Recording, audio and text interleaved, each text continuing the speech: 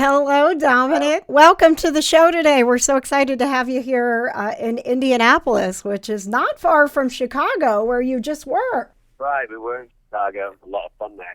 Never been to Chicago before. I pretty much turned everything over to our listeners this morning because I knew there would be so many great questions for you. And the first one that came up was Andrea, who saw you in Chicago, and she said, "We got to know, did he get some deep dish pizza?" Some deep dish pizza. I had a slice of deep dish pizza backstage before doing a panel. It's completely different to pizza. I don't think you guys should call it pizza because it's not pizza, right? It's like a completely different thing. But yeah, we did try it.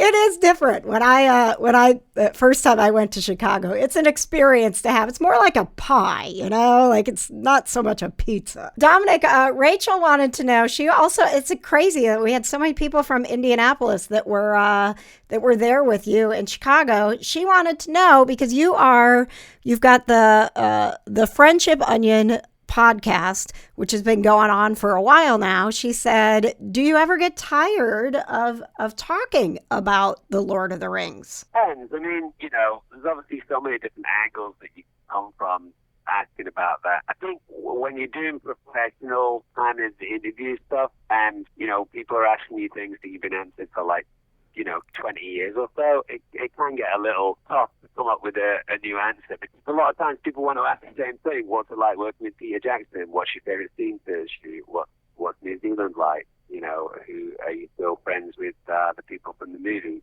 Questions like that kind of can become a little repetitive. But, part of my job is to try and make the answers feel like the questions aren't repetitive. And are you enjoying being out on the road? I feel like your podcasts, you guys have been everywhere. Donna, who's listening right now, she's in Denver, and she said that she met you there. Boston, Toronto. Are you enjoying doing the convention circuit in meeting more fans? Pretty fun. I get a chance to see Elijah and Sean and Billy, and that's very energizing for, these conventions that we do, which can be extremely tiring because, you're basically just meeting people all day. So to have the other three boys there is great, and we get a chance to squeeze in a live podcast as well, which is really fun. So, yeah, I mean, touring around this amazing country and seeing, just how big it is and how different it is. It's been really fun. The Friendship Onion is the podcast, which is out on Apple and Spotify and pretty much all the places. We're going to talk about Moonhaven, but while we're talking about podcasts, Lucy wanted to know if Moriarty, the Devil's Game, was going to get any more episodes. Well, we hope so. A lot of that is going to be inspired by the people out there, because the best way for us to be able to do a second season of Moriarty on Audible is for people to rate and review the show.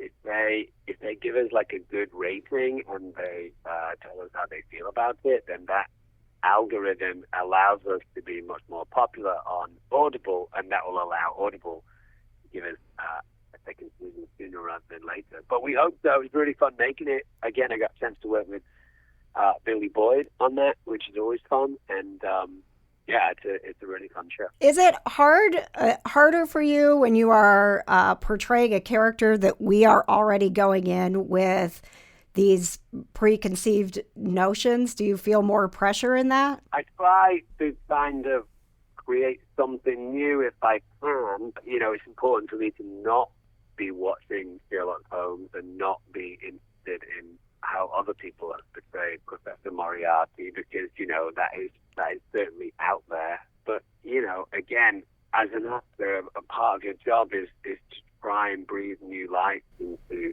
pre-existing a lot of times when you're doing plays, you might be playing Shakespearean characters that have been played, tens of thousands of times, and you try as hard as you can do something new with it. And speaking of new, we've got to talk about the new series, Moonhaven. All the episodes are streaming now on AMC Plus. And congratulations, the show has been renewed for a second season. How are you feeling about that? And can you give us do you have any information on what season 2 will hold? It's always great to be working and be able to continue to tell the story of something like that. Moonhaven is based on the moon in the future, where we've created a kind of utopia, and everything's beautiful and fantastic on the moon, and then suddenly a murder takes place on the moon, and I play a detective trying to solve the mystery. In terms of season 2, it's very early days yet. We probably won't start filming until closer to kind of February of next year, but we're obviously going to get closer and closer to finding out who is indeed being murdered and who's trying to kind of completely overthrow this community on the moon. And it's really fun. We shoot in Ireland, lovely people, lovely country. It's great. I'm an actor. I always want to be working. Yeah. Oh my gosh. I love Ireland. One of my favorite places. How fun that you get to go work in Ireland. And if you don't mind, Katie is wondering, she wanted to go back to your show, Wild Things. She said that she loved you in Lost, loved Lord of the Rings, but Wild Things was her favorite thing that you've done. Wanted to know what was the most memorable animal for you that you encountered while doing that show? It's probably one of the things I'm most happy about doing as well, because it's a real passion piece, and I'm obsessed with animals and conservation and things like that.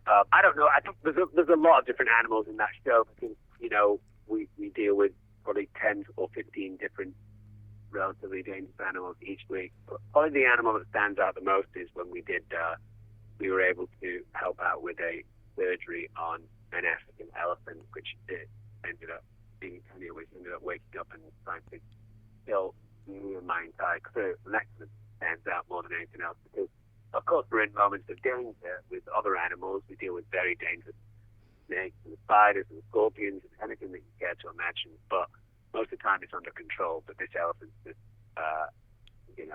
tries to trample all of us, which is a very interesting moment. Are there any animals that you'd still like to have that wild experience with, maybe do an episode with? Most that I'd like to work with. I mean, the list is almost endless. There's so many different parts of the world that I've not yet been to, and there isn't that many insects or invertebrates or reptiles or any type of animal out there that I wouldn't like to have a close encounter with. So the list is kind of Well, Dominic, you are such a busy guy between, Moonhaven and the Friendship Onion, Moriarty, the Devil's Game, these conventions that you're going to. I have to ask before we go, when you have a moment to relax, is there a show or a movie or something that you kind of like to disappear into the way that we enjoy, disappearing into your various works? Not really. I mean, I watch a lot of football, soccer ball, as you guys call it over here. I watch a lot of Manchester United football, like Premier League football. I garden. I like doing Lego. But I don't watch mass TV. I play a game called League of Legends with Billy Boyd and with a bunch of other people, which is a relatively immersive game. You have to kind of concentrate when you play it. So I think in the times where I'm free and I have an opportunity to do whatever I want, very often I'm playing League of Legends. All right, Dominic, I'm going to let you go. Thank you so much for being here with us. Have a absolutely wonderful day, and best of luck with all your projects.